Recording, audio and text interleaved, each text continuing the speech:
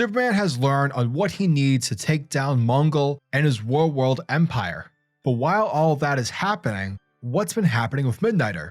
Is his guerrilla campaign helping to combat Mongul, or are his efforts falling in line with the evil dictators? Action Comics issue number 1041 gives us an issue that focuses mainly on Midnighter's time spent on Warworld, following the authorities' defeat several issues ago, essentially covering all the bases, from Midnighter recruiting to engaging in small attacks here and there via his guerrilla campaign against the forces of Warworld. I found this issue to be very interesting because Midnighter is basically the other side of the coin when compared to Superman and the Authority. Much like Superman, he's not someone who is ever going to give up, yet the manner in which he does things is much more violent and less lenient than Superman would carry himself. Plus, the way we are seeing the Philosians to various other prisoners learning about Superman's history and his good deeds was really great to watch play out, as his story spreads across the planet like wildfire. And yeah, I just really love how Philip Kennedy Johnson is using the story as a way to showcase on how to restructure a person's view. Because at the end of the day, people aren't going to change because Superman is telling them so, telling them like, yeah, if you do this, it's good for you. People will change if they understand him. And if Superman demonstrates his wanting to understand Warworld, his willingness to learn Warworld's customs. And yeah, it's like anything in life, whether it's friends, family, work, politics, dating, or heck, religion.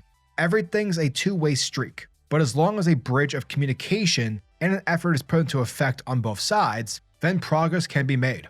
Dale Eagersham and Will Conrad's artwork is fantastic in this issue. I love how the issue's art is that of a gritty take that when it comes to the landscape, Warworld being this rocky, cavernous burning world, and I love the simplicity, but also the on-the-ground grit, which makes sense that, this would be the case given the fact that the issue is mainly focusing on Midnighter, and currently dude is running around performing guerrilla tactics against the enemy.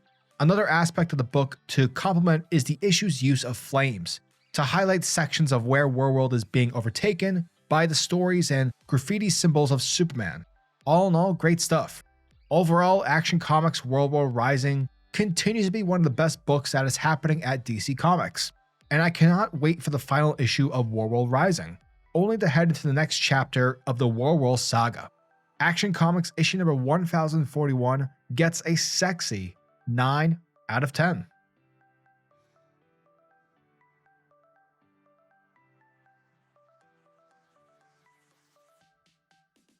Our story starts things off following the authorities' defeat within the arena, where down below in the cell blocks, the Philosian storyteller, known as Bylaw, is getting tortured by a couple of Warzoons. The same storyteller who, fun fact, taught Foul Law the amazing and heroic stories about Superman. And just before Bylaw is about to get smashed, he ends up getting saved from the one and only Midnighter.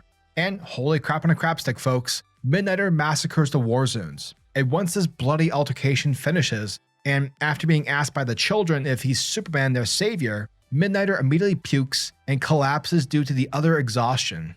Days later, we pick up with Midnighter, who's in the process of tracking down a blood priest called Fagrel of Bog. And once the blood priest is met with a chainless Midnighter, the guy immediately attacks Midnighter, believing that his chainless presence is an insult. However, these Warzoons are clearly not aware of who they're fighting, because this isn't Superman. This isn't a guy whose heart is made of gold, who is filled with compassion. This is Midnighter, and he's an asshole. Thus, we watch as Midnighter kills off all the Warzoons, only to then torture the Blood Priest for Apollo's location, which of course he's being housed within the Starforge. Afterwards, Midnighter proceeds to break a number of the slaves' chains, but of course the slaves begin to freak out, telling Midnighter that the iron that we wield is all that we had. However, Midnighter, who just doesn't give a fuck and he doesn't have any patience for Mongul's propaganda, tells everyone that these chains, they are tools that Mongul uses in order to brainwash you guys. These chains are not meant to symbolize accomplishment, they symbolize containment. So how about instead of thinking that the chains represent your greatness, how about you join me and show Mongul what you're all about. Show Mongul your true greatness. Basically, show him how tough you guys are. Therefore, the slaves join up with Midnighter and begin rebelling against their master. Now, seemingly weeks pass, and we are shown the amount of resistance and rebellion being spread across the planet. In addition, the storyteller is providing some off-panel narration of what's been happening, spreading tales of Superman's deeds and acts of strength and courage on the planet Earth. Tales such as the death of Superman and how he eventually was resurrected back to life, and these tales are spreading forth like wildfire. Even children have begun gossiping about said tales. An interior patrol of war zones encounter a group of children, ordering them to step off the road and return back to their cells or suffer extreme death. But luckily, Midnighter and his freedom fighters surprise the patrol, killing them all like heroes from the tales that are being spread. And through this attack, they interrogate a veteran Warzone who apparently helped design the Starforge. And after being persuaded, the Warzone eventually admits that, if you guys remove Apollo from the Starforge, it will destroy the planet. So it's either you save the Warworld population or you save Apollo. And of course, Midnighter is like, fuck Warworld, let's go save Apollo. Later on, after sending word to Steel to get ready for their attack, Baya the storyteller warns Midnighter about how he doesn't have enough people to wage a full frontal assault on the Starforge. Plus remember dude, if you destroy a Starforge, sure, it will weaken the planet and that of Mongul's control, and it will help Superman in the end, but it will also kill thousands of innocents in the process. However, this does very little to persuade Midnighter otherwise. Moments after, one of the rebels informs Midnighter that a squad of Warzone berserkers are heading towards the cell in order to kill Felosian children, kids whom Superman has taken under his wing of sorts. But the fucked up part about this is that OMAC, a member of the Authority, has joined the berserker assault. Because remember folks, OMAC is doing this in order to bring back Light Ray.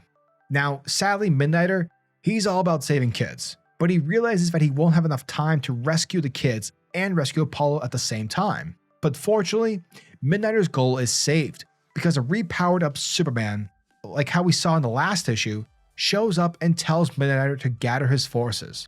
And from there, Midnighter, Superman, and the rebels charge towards the attacking berserkers as they begin to counterattack against Mongul. And that, folks, was the end of Action Comics issue number 1041. And thank you guys for checking out my video, as it truly, truly means the world to me. And as always, I'm your majestic sayer of words, SuperCliff, and if you guys are new to the channel, then do me a solid by smashing that like and subscribe button. And also hit that notification bell so that you'll never miss out on an upload, and so that you'll always be kept up to date with your favorite top tier comics happening in the comic book world. Now tell me, what are your thoughts and opinions on this issue? Are you guys excited for issue number 1042? What a mouthful. It's a lot of issues. Yeah, let me know down in the comment section below. And until the next video, peace.